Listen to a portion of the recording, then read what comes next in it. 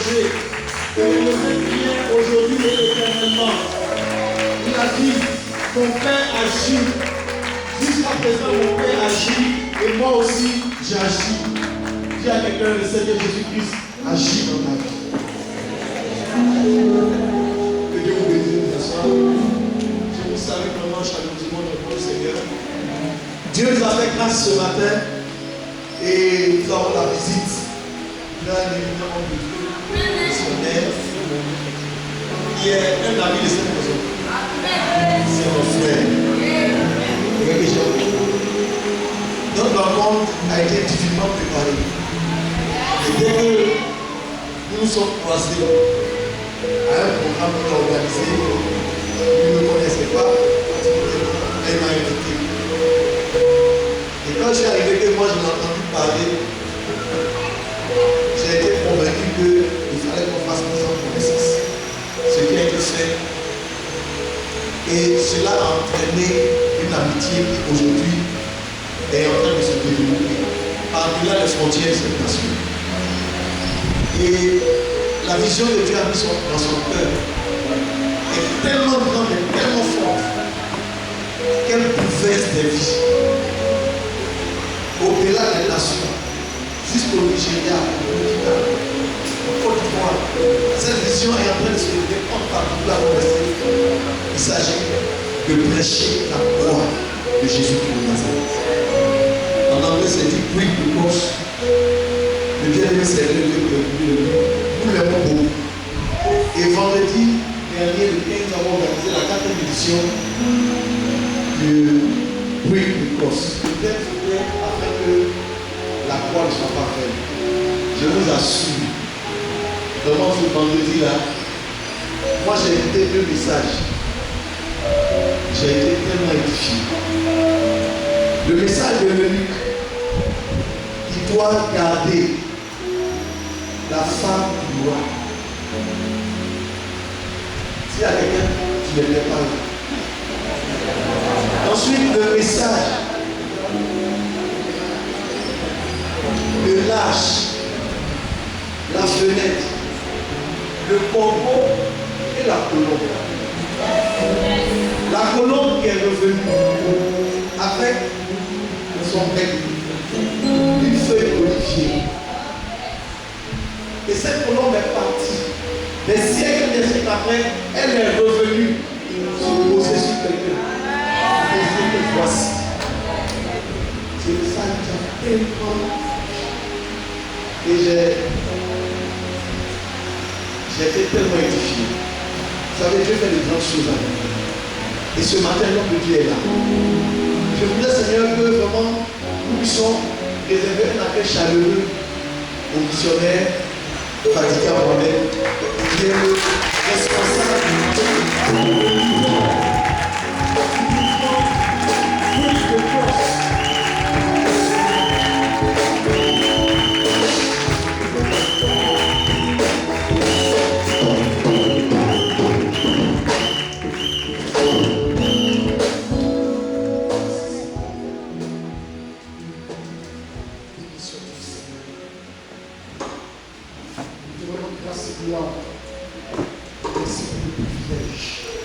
l'opportunité que tu nous accordes de demeurer ensemble et d'avancer avec toi.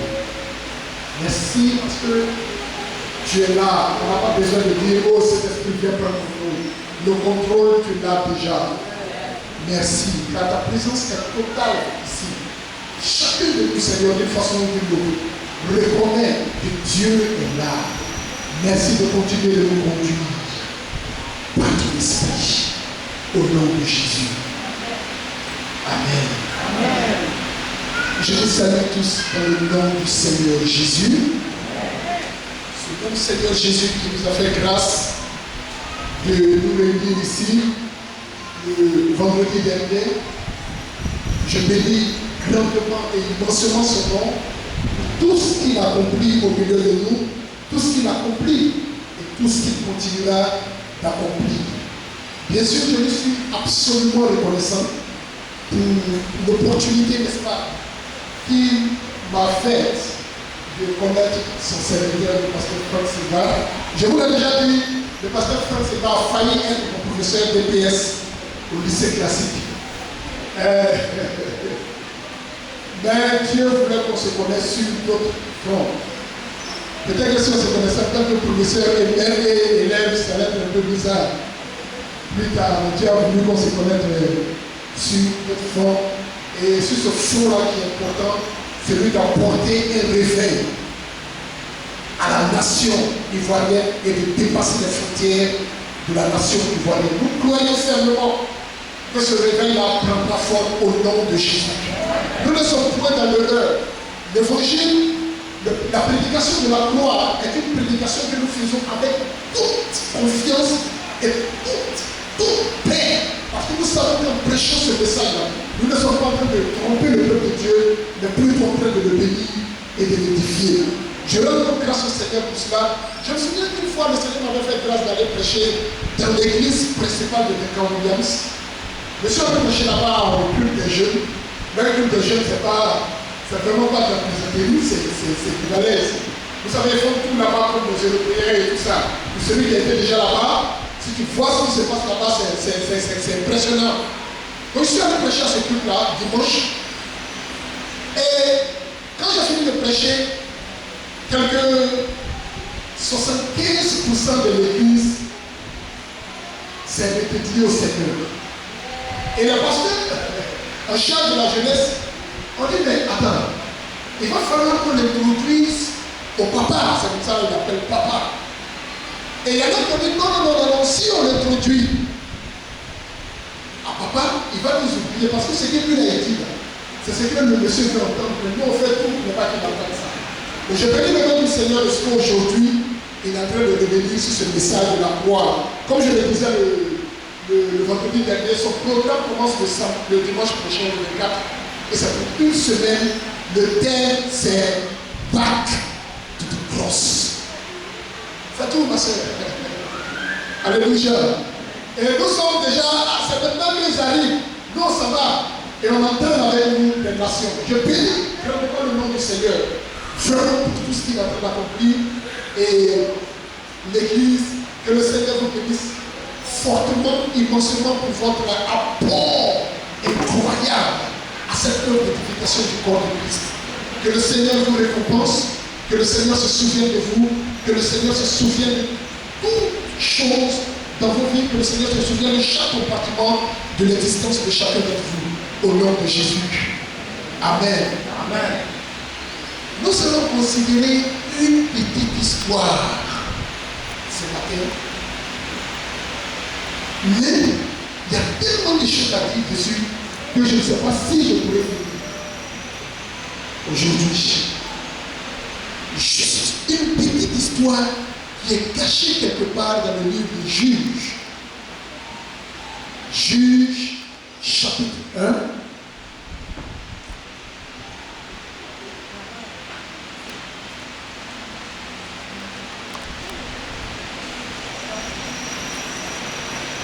Juges, chapitre 1. Nous allons commencer par le verset 10. Je pense que le Seigneur a fait qu'on puisse finir, ou bien qu'on puisse arriver à l'essentiel. Ce n'est pas long, mais ça contient énormément de richesses. Juges, chapitre 1. Nous allons commencer par le verset 10.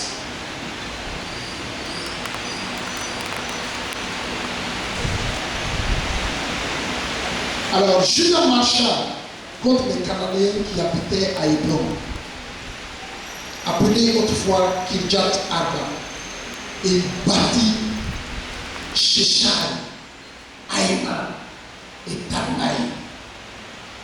Verset 11.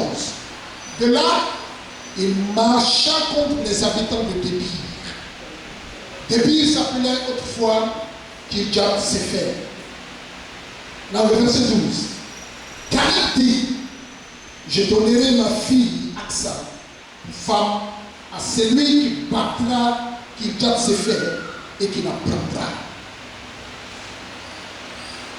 Verset 13. Otniel, fils de Kenaz, frère cadet de Caleb, s'empara. Et Caleb lui donna pour femme sa fille Aksa. Lorsqu'il fut entré chez Othniel, le verset 14, lorsqu'elle fut entrée chez Othniel, elle le sollicita de demander à son père un champ. Elle descendit de son âme et Caleb lui dit, qu'as-tu? Verset 15, elle lui répondit, fais-moi un présent. Car tu m'as donné une terre du Midi, donne-moi aussi des sources d'eau. Et Caleb lui donna des sources supérieures et des sources inférieures. Alléluia. Je vais vraiment essayer d'aller vite pour qu'on puisse dire l'essentiel sur ce message-là, par la grâce du Seigneur.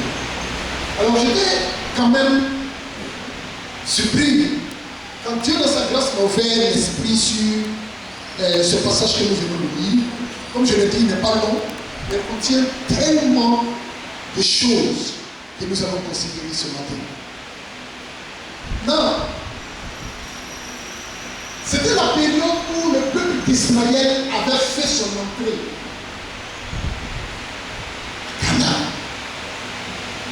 Il s'agissait, n'est-ce pas, de répartir maintenant le territoire entre les 12 tribus.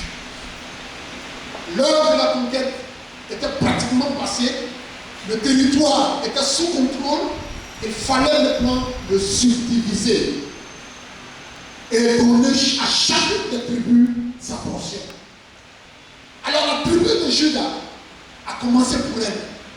Elle a commencé à conquérir certains territoires, elle a commencé à prendre position, à mettre le pied sur certains endroits ou dans certains endroits qui lui étaient échus.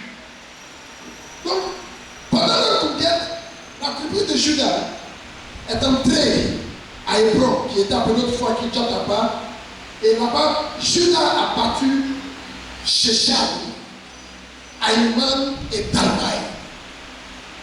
Alléluia. Non, dès qu'ils ont fini de conquérir ces trois endroits, la Bible dit que Juda a continué sa marche, cette fois-ci sur un autre territoire qui s'appelait Kirjat-Sefer. Arrivé à Kirjat-Sefer, quand ils ont vu l'énormité peut-être de ce qui allait se passer, quand ils ont vu qu'il s'agissait d'hommes braves, de bravos pour prendre possession de cet endroit-là, un homme que chacun de nous connaît ici, qui s'appelait Caleb, a dit non. Je donnerai ma fille Aksa en mariage à quiconque prendra Kirjat-Sefer. Je vais poser ici pour expliquer plus. Donc ce passage nous montre que Caleb était père. Ça va? Il était homme de famille. Je ne sais pas combien de femmes il avait, mais il avait une fille qui se nommait Aksa. Aksa signifie père. Ornement. Une perle de beauté. Ce genre de perle qu'on dépose sur une femme qui est parfaitement maquillée à la façon traditionnelle. Ce genre de perle qu'on dépose sur elle comme la cerise sur le gâteau. Elle était l'ornement de son père. Il était fier d'elle. Il aimait tellement qu'il la comparait à cette chose-là. À ça. Ça va? Nous sommes ensemble, hein? Donc, Aksa était une vraie beauté. Elle était une personne de laquelle son père était fier. Quand un homme comme Caleb est fier de quelqu'un, c'est que cette personne-là a vraiment de la valeur et de la grandeur. Parce que c'est un homme qui n'avait pas foi ne compromettait pas. C'est quelqu'un qui ne se laissait pas influencer. Il te disait la vérité comme elle était. Il n'avait pas peur. Même quand les autres voulaient les lapider, quand ils sont venus avec leur rapport, il est resté ferme. Il était même plus ferme que Josué. Sur le rapport qu'il avait apporté. Ce n'était pas quelqu'un qui plaisantait ou quelqu'un qui pouvait flatter. Il ne flattait personne. Quand il dit que tu es une perle pour lui, tu es vraiment une perle. Ça va, est-ce que nous sommes d'accord? Alors, il avait une fille du nom d'Aksa. Perle, ornement. Et Aksa était une âge de se marier, comme je le disais tantôt. Caleb avait certainement reçu tellement de propositions. Plusieurs personnes, plusieurs jeunes gens de différentes familles, de différentes tribus en Israël étaient venus certainement frapper à sa porte pour dire: nous voulons Aksa comme femme. Je veux Aksa comme femme. Mais Caleb n'a pas cédé. Pourquoi? Sa fille lui coûtait énormément cher. Elle s'appelait perle, ornement. Mais quand il a vu que ça était vraiment l'âge de se marier, et que malgré sa splendeur, malgré ce qu'il ressentait pour elle, il était important, nécessaire qu'il se sépare d'elle et qu'il la donne à quelqu'un. Il a donc dit: ok, puisque tout le monde veut Aksa comme femme, je donnerai ma fille Aksa à quiconque ira faire Kirjat Sefer. Si Aksa n'était pas précieuse aux yeux de jeunes gens, personne n'allait écouter la proposition de Caleb. Vous ne pensez pas? Amen. Si elle n'avait pas cette valeur, si elle n'était pas aussi précieuse que cela, personne n'allait écouter cette proposition de Caleb. On fait marier ta fille, tu vas nous envoyer en guerre d'abord, il faut la prendre. On a pitié de toi, on veut venir la prendre pour t'aider, pour plus que tu te penses sur elle, tu es en train de nous envoyer en guerre. Mais il savait qui était Aksa pour elle. Et il n'était pas question de donner Aksa à n'importe qui. Dieu ne donne pas ces choses précieuses aux pourceaux. Qu'est-ce qu'il a dit? On ne donne pas la perle.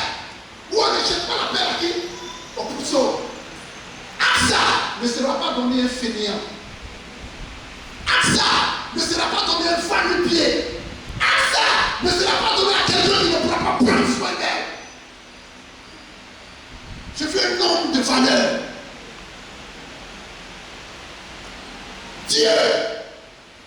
Dieu ne donnera pas son église. Il ne donnera pas la charge, la responsabilité de s'occuper de l'église à des personnes qui n'ont pas le sens de la responsabilité. Je ne sais pas si nous sommes ensemble. Ça va? Quiconque déclare qu'il doit se faire, il aura accès à une femme. Accès était donc tellement importante, non seulement pour Caleb, mais aussi pour les jeunes gens de son époque. Vous savez, bien aimé, il est important pour le Seigneur de trouver des personnes vaillantes, des personnes sur lesquelles il pourra compter pour donner la charge de l'église. Des personnes responsables, des personnes de rigueur, déterminées, qui ne sont pas emportées par tout vent de doctrine. Des personnes qui tiennent debout, arrêtées, plantées, comme des palmiers, qui ne sont pas secouées. Des personnes qui peuvent défendre, protéger. Parce que lui, Caleb, il avait la capacité de défendre sa famille. Il faut quelqu'un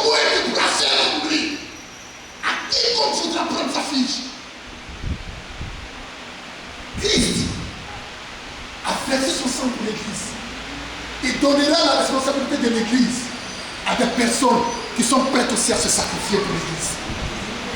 Je prie que tu sois parmi ces personnes au nom de Jésus. Amen. Alléluia. Amen. Alléluia. Amen. Alléluia. Amen. Alors, la concurrence commence. Et tout d'un coup, la Bible nous dit que Othniel, le fils du frère de Caleb, Allah nous a attaqué qui doit se faire et il a pris. Alors, Axel est tellement important que même son cousin avait les regards sur elle. Et Caleb ne voulait rien faire de discriminatoire. C'est lui la raison pour laquelle la Bible dit Dieu ne fait exception de qui? De personne. Partout, dans n'importe quelle nation, si quelqu'un crée son nom, il lui fera grâce. Amen. Il ne s'agit pas de dire bon, comme tu as mon neveu, tiens, prends ma fille cadeau, prends le papier que tu te donnes la touche. Non! Va prouver sur le terrain. Va prouver que tu es un serviteur qui n'a point agi. Va prouver au Dieu de tout Israël que Dieu ne fait exception de personne. Va te battre pour me montrer et pour montrer à toute la surface de la terre que tu es capable de prendre soin d'Axa.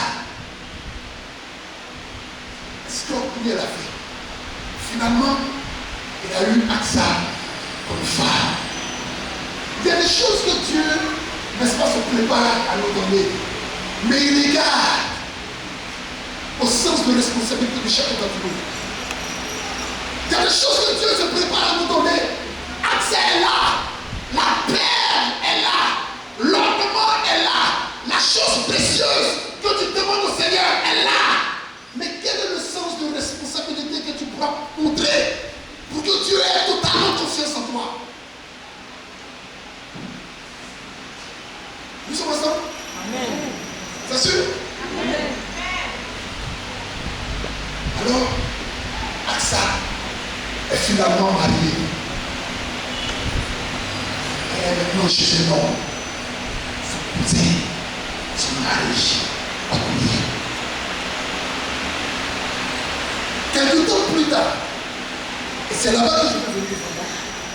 Quelque temps plus tard, la Bible dit qu'elle a demandé à son mari d'aller voir son père pour lui demander quelque chose. Suivons très bien ce que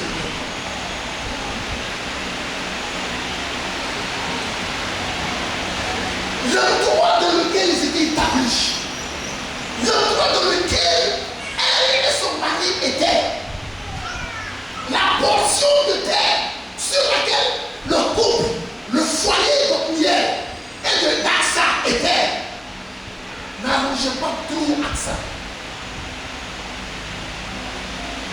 Et qu'est-ce qu'elle décide? Elle va voir son mari. La même chose après, elle le persuada de demander quelque chose à son père.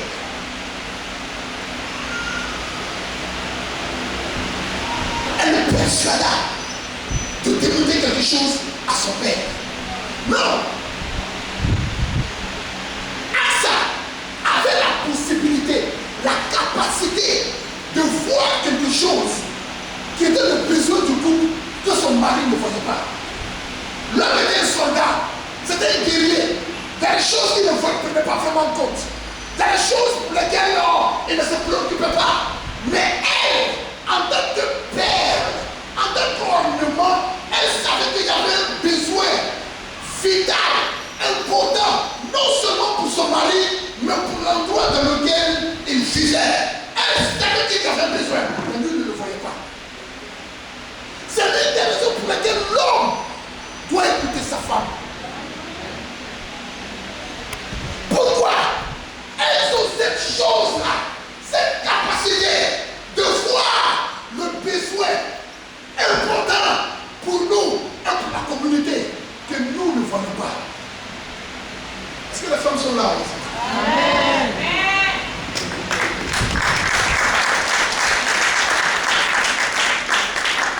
Qu'est-ce que la petite? Elle le persuada. Pourquoi? Pourquoi ne lui a pas juste donné l'information avant d'aller?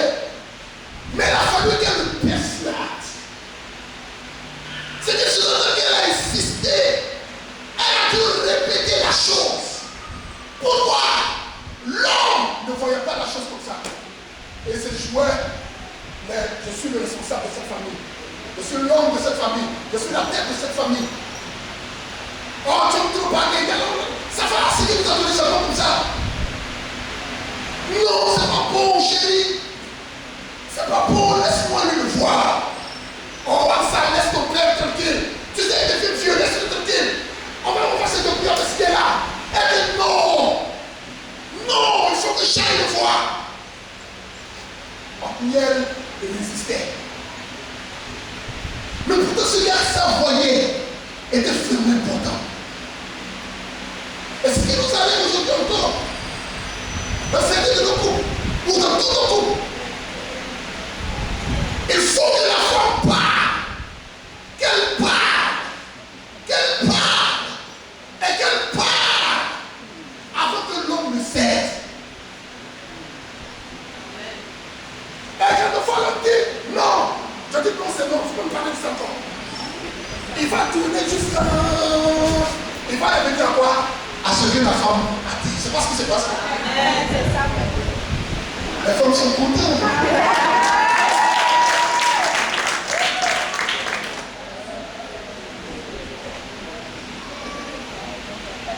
Alléluia.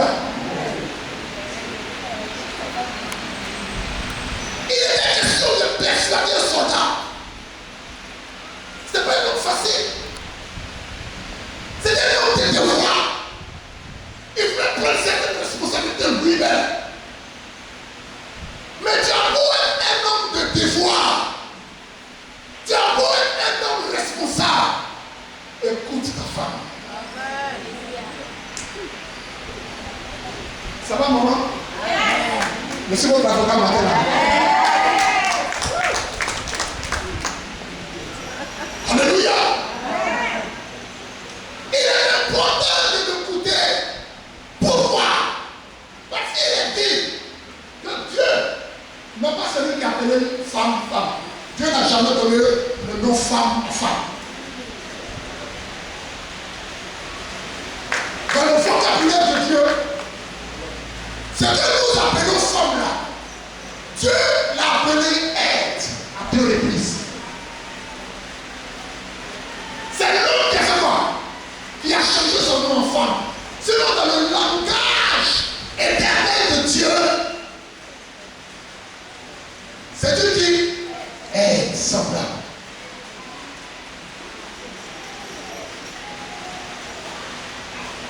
Quand quelqu'un vient t'aider, il faut l'écouter aussi. Ça fait bien Dieu pour qui là? Dieu est révivaliste. Partout où tu vas, tout le monde dit, voici le miel. C'est lui qui a pris qui doit se faire. Voici le miel, c'est lui qui a marié Aksa. Tu marches en chef, tu marches en élégant soldat. Mais écoute l'aide qui t'aide à porter. Parce qu'elle voit, elle sent, elle est capable de percevoir ce que toi tu ne percevras jamais.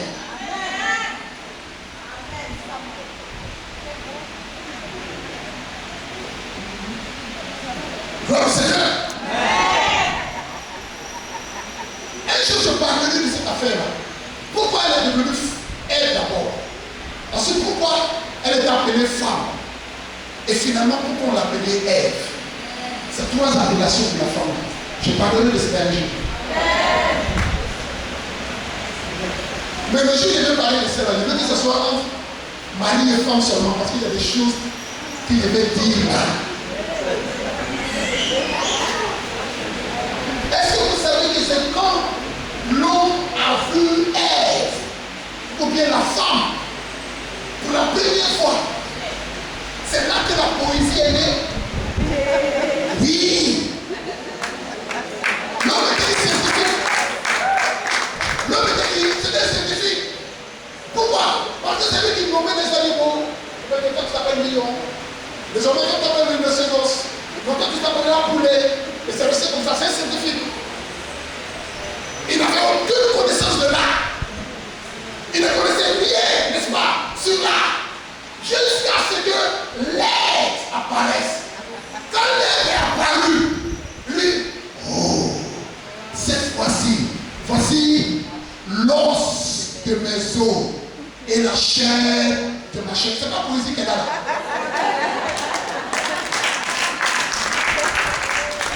parce que c'est pas poésie rimée qui est là, rimée, c'est rimé, on dit non. Ça veut dire parce que c'est os. Chair. Il était parfait poète. Qui a créé, qui a engendré, qui a apporté cette touche poétique dans la vie de l'homme? C'est la femme.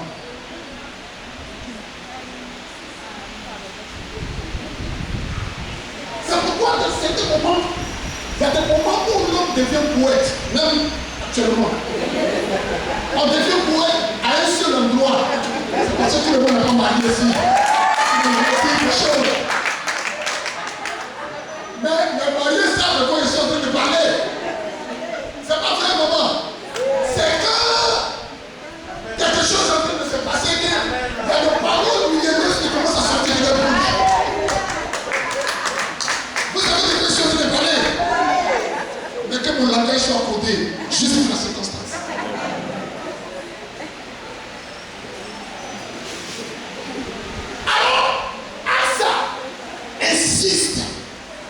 Persiste. Elle continue de le persuader. Chère maman, chère femme de Dieu, chère servante de Dieu, n'arrêtez pas d'insister. Tant que vous savez que ce que vous êtes en train de demander vient du Seigneur, n'arrêtez pas d'insister. Jusqu'à ce qu'il soit persuadé.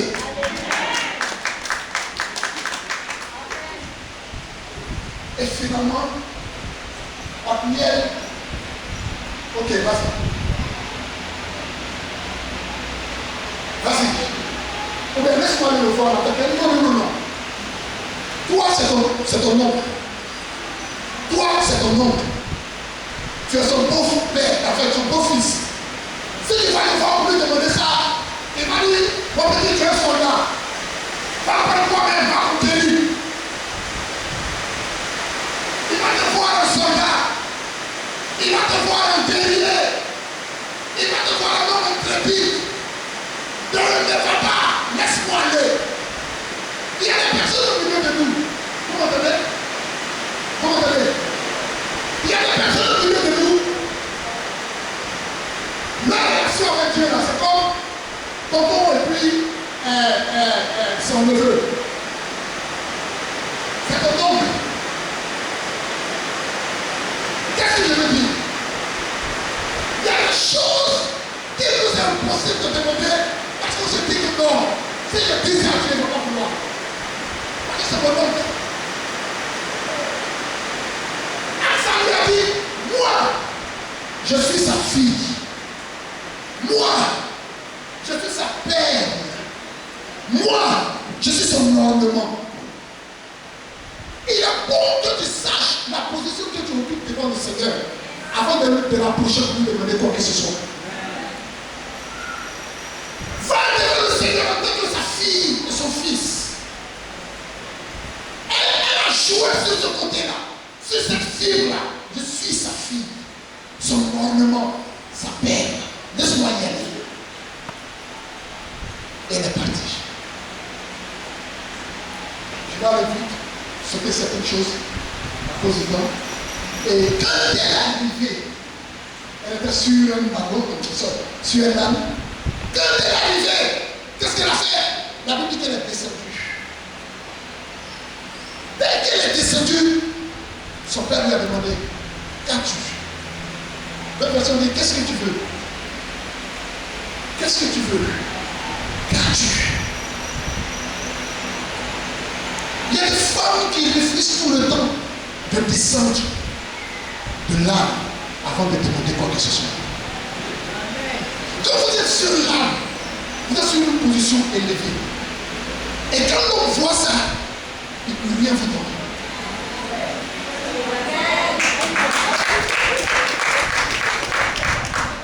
Les hommes, c'est pas vrai? Non, change le nom, ça va pour les hommes. Ça va être fort. Comment tu peux parler à ton Seigneur et puis tu es assis sur les mains? Quand il dit quelque chose, toi tu as dit, je comprends mieux la chose que lui, je suis plus éduqué que lui. J'ai une meilleure. Je vois mieux que lui parce que je suis assis sur les mains. Son langage change. Un langage anatique. Un langage d'art, de mulet.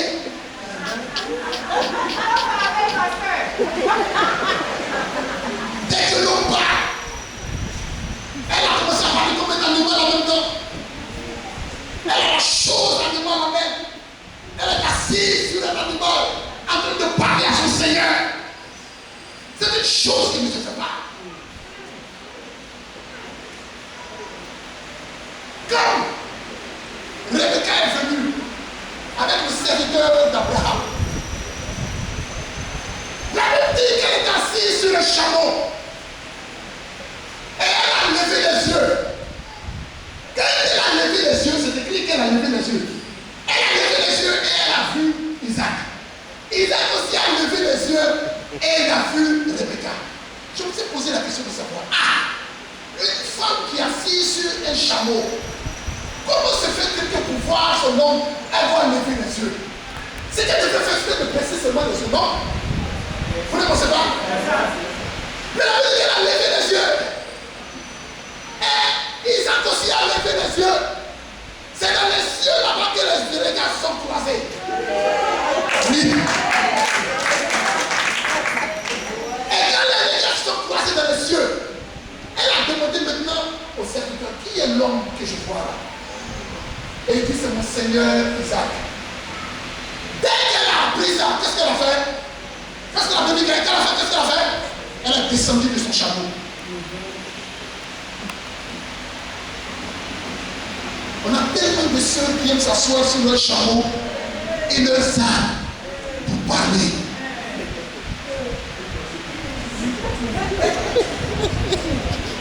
Vous avez tout ça?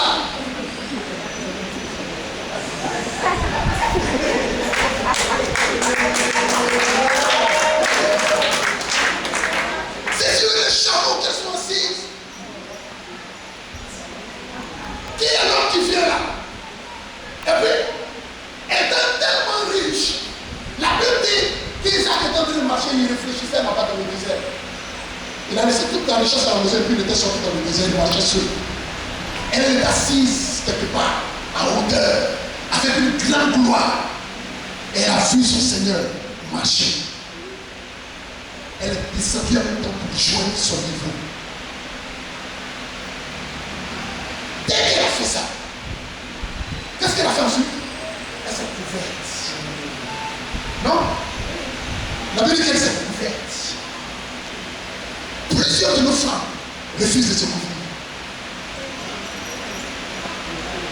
Elle refuse quelquefois cette couverture maritale. Quand elle est visitée dans la maison, c'est elle qui est la chef. Quand son mari dit, elle le relie devant tout le monde. Elle ne peut même pas couvrir ou se mettre sur cette couverture maritale. Cette couverture protectrice. Tu peux les rapide. Elle parle son mot. Quand son mari est en train de causer avec un couple, il n'y a même pas de panier. Chérie, est-ce que je peux parler? Alors, on n'a pas tout ça. Ah, il faut que tu aies là-bas, il n'y a pas de mur. Ça peut te parler. C'est pas politique, c'est football.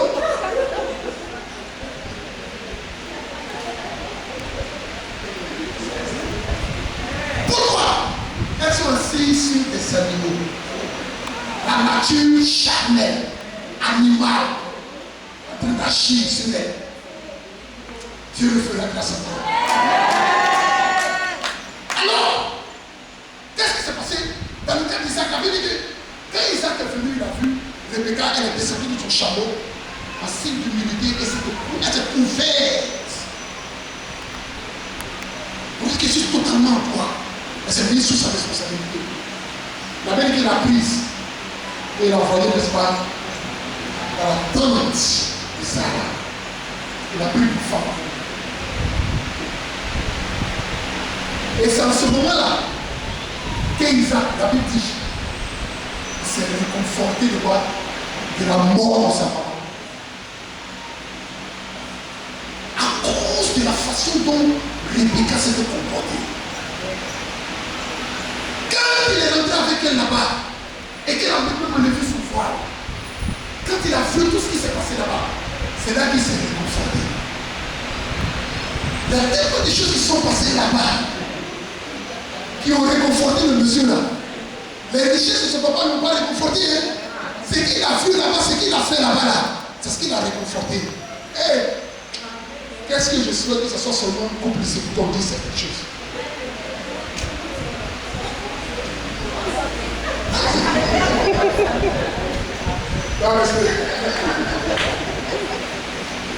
Il y a des réconforts qui sont permanents.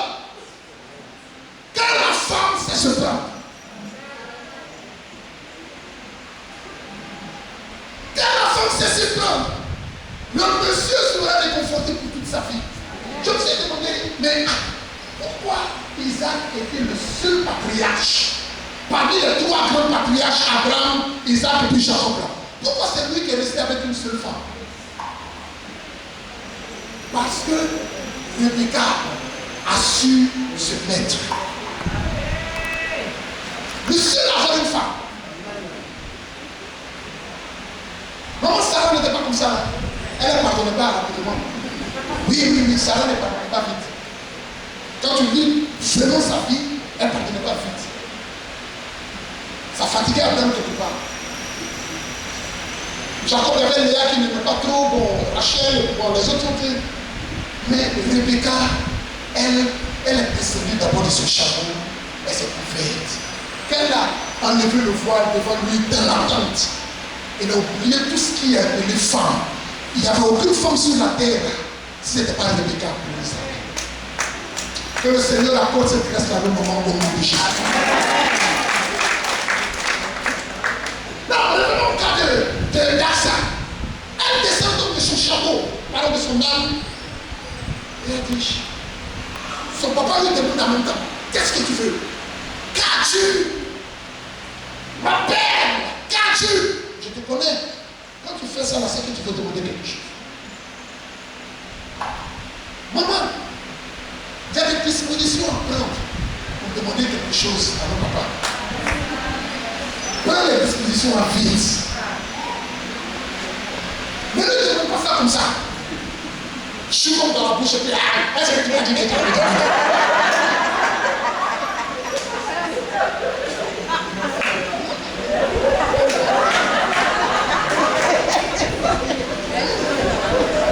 Alléluia, ça va nous faire ça.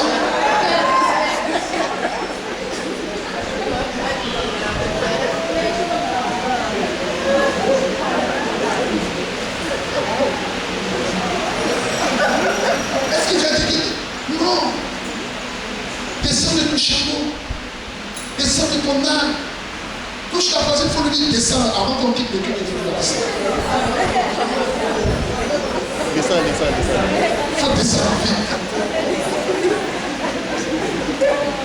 Depuis là, tu ne te maries pas, le frère te regarde. Tu as arrêté sur un piédestal. En tout cas, moi, s'il n'a pas encore son diplôme, moi, je ne le marie pas, il n'a pas mon niveau. Descends de ton chameau. Parce que la richesse que le monsieur là a derrière lui, il ne faut pas compter sur les quelques chameaux que tu vois là, pour dire que tu es plus riche que lui. Il y a un bataillon de richesse derrière lui là-bas. Et puis derrière les chameaux sur lesquels tu es assis, c'est pour lui. Tu le vois marcher seul dans le désert, on dirait qu'il a tout le succès du monde. Richesse que pour lui là. C'est incroyable. Un homme comme ça, qu'est-ce que vous voulez faire à lui? Regarde comme il est. Hé, ma femme quoi?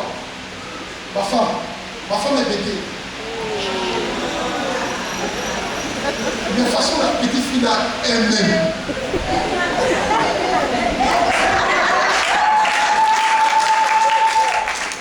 Au moment, je ne sais pas comment Dieu voulait, vraiment Dieu voulait me réserver pour ne pas qu'on compromette nos vies pour ce temps-là. Parce qu'à une certaine époque, j'avais eu tellement de boutons sur le visage que mon visage était comme pour la lune, que de façon. C'est comme ça que mon visage était. Mais c'est le visage que tu as m'a vu. Elle dit, celui-là que j'ai vu. Ah!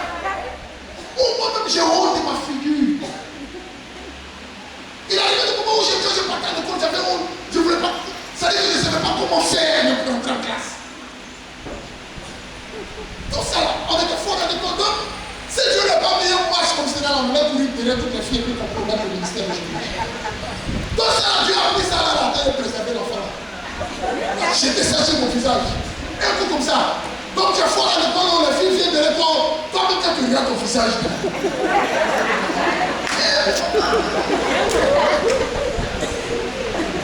Ça c'est qu'il a donné quelques pointillés. Quand ça s'est bouché, ça m'a donné quelques pointillés sur moi. C'est ma vie.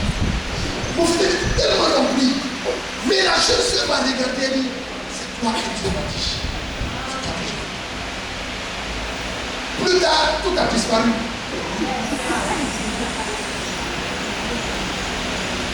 Alléluia. Alors, descends de ton âme et de ton chameau pour voir. Alors il est descendu. Et ce roi lui dit, qu'est-ce que tu veux? Aksa. Oh mon ornement, ma perle, dis-moi ce que tu veux. Il y a des moments où l'homme ne peut plus résister aux demandes de sa femme. Il y a des moments où elle peut le bloquer. C'est là que tu peux lui demander certaines choses. Et il va te donner. C'est vrai qu'il y en a, c'est quand il finit ça et puis j'oublie, alors qu'est-ce que tu demandais là-bas? Il n'a qu'à donner en même temps.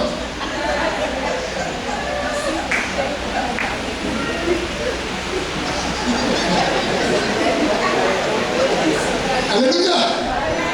La perle. Maman, tu es une perle. Dis à ta soeur que tu es une perle. Aksa.